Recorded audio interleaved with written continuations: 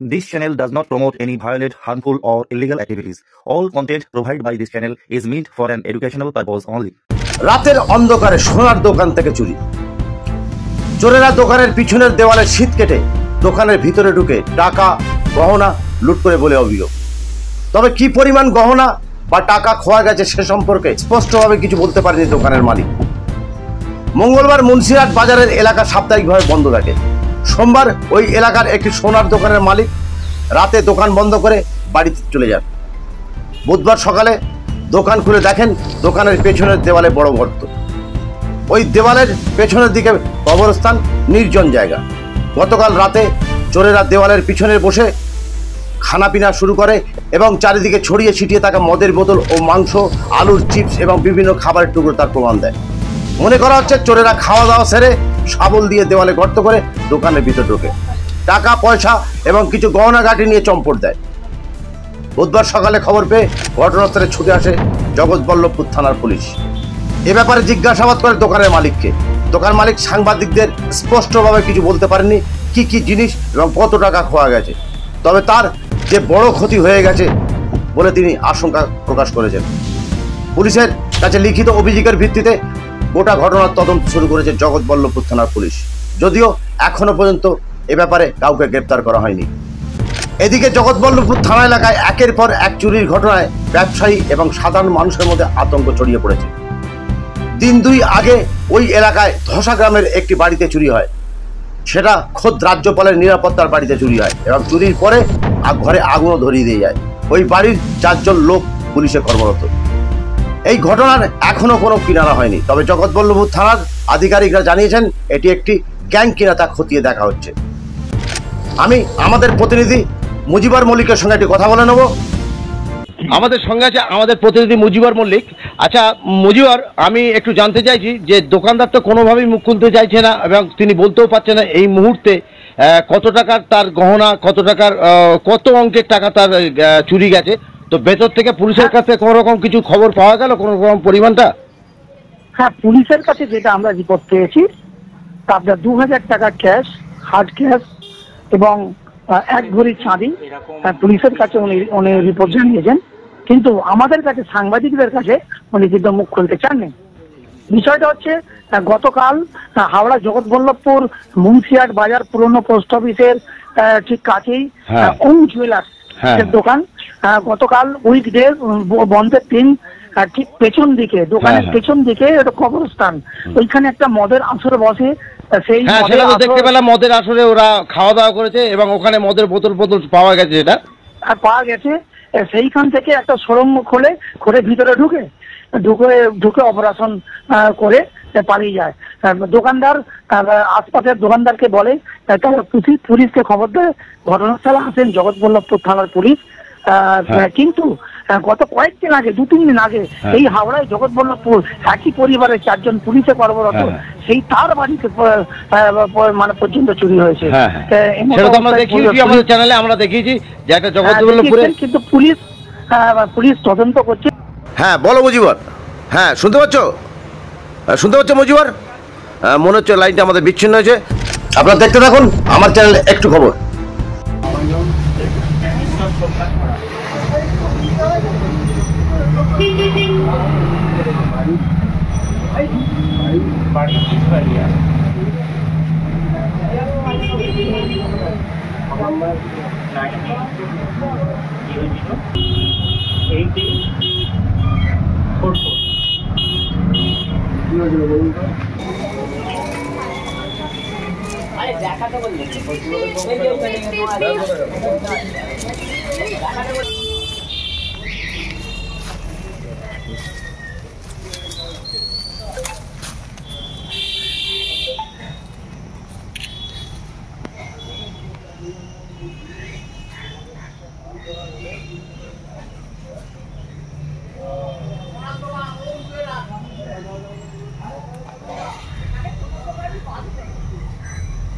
Hello, duty পড়ছে নাকি রে?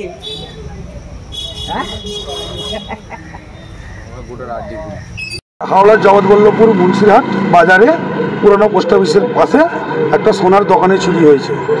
ওই দিয়াল কেটে আর কি সম্ভবত চুরি হয়েছে। দোকানের নাম কি? Home jewellers. হোম জুয়েলার্স বহুত ভদ্র দোকানদার, এখানে কোনো লোচাই থাকে না, কারোর সাথে কোনো লোচাও করে না। কিন্তু আগামী দিনে দেখছি এরকম মুন্সিহাটের অবস্থা খুবই। এটা সোমবার বন্ধ ছিল ওনার দোকান, মঙ্গলবার বন্ধ ছিল, সোমবার বন্ধ করে রাত্রিরে গিয়েছে, মঙ্গলবার বন্ধ ছিল। সেই সাহসে আর কি চোর সুযোগ পেয়েছে। মঙ্গলবার পুরো মুন্সিহাট বাজার একটু আমাদের বন্ধ থাকে, সেই সুযোগটা নিয়ে নিয়েছে চোরেরা।